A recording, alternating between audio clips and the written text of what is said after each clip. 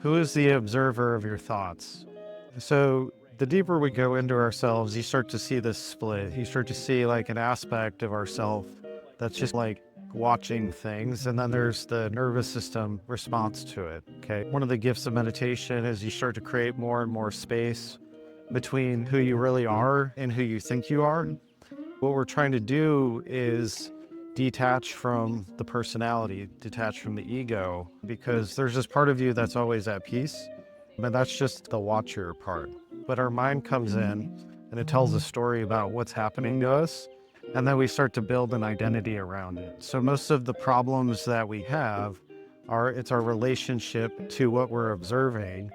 So when we identify with the personality, that's our habits, our patterns, our beliefs, and it's all the stuff that's ingrained in us that we were basically like given. So based on how we grow up in society, around our family, we start to believe certain things about ourselves, and that gets us further away from just this purely observational place. And so that's when we're talking about presence and being connected.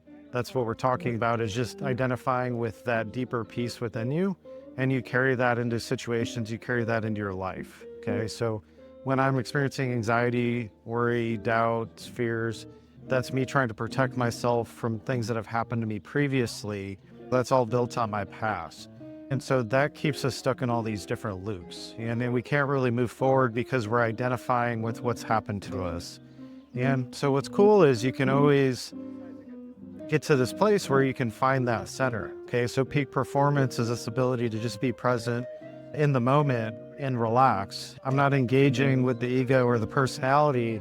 I'm just going about my business doing what I do. And so the more we practice presence, the more we can be in that observational mode where we automatically do things. We're not having to strategize or overthink them. The personality is what's designed to keep us safe.